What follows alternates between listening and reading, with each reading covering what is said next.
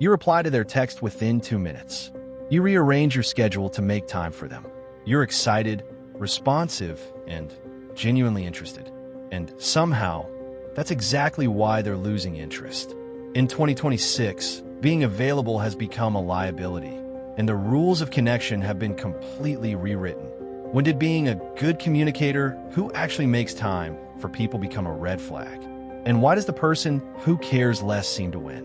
Here's the paradox. You show genuine interest by being responsive, and it gets misread as desperation. You make yourself available because you actually want to spend time with someone, and suddenly you're too eager. You respond in a reasonable time frame, and the other person assumes you must not have options. This happens in dating, obviously, but it's spilling into friendships, networking, and family dynamics too. So how do we get here? A few things converge at once.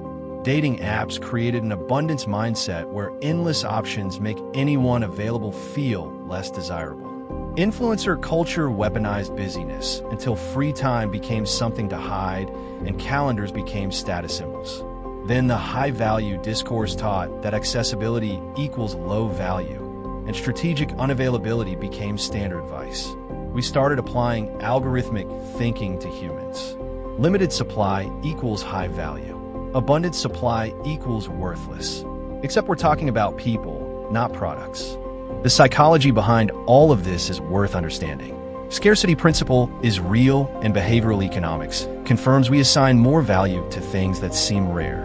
But that principle explains consumer behavior, not how to build healthy relationships. There's also an attachment style collision happening. People with anxious attachment are naturally more available.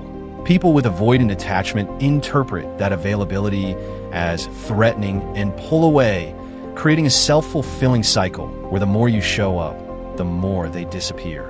And some people don't actually want connection at all.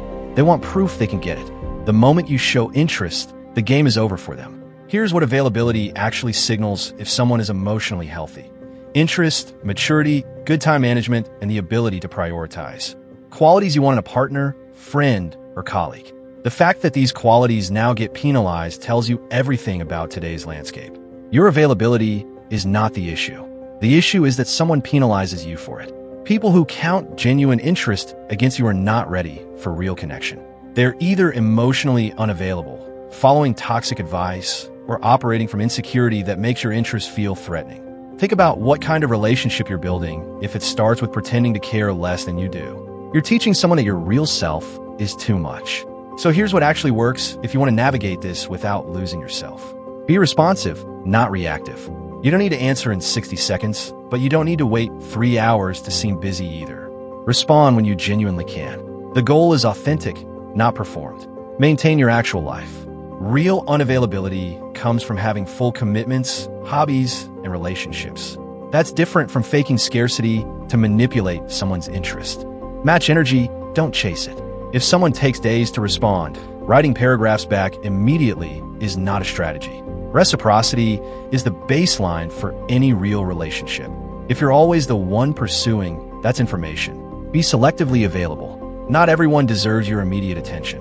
Prioritize people who value your presence instead of those testing whether you'll jump through hoops. The right people will not penalize you for being interested. They'll match it, appreciate clear communication, and value your time. If someone is put off by your availability, that's useful information. They're not ready, not interested, or not equipped for what you're offering. Stop performing scarcity. Stop calculating response times. The right people will just be glad you showed up.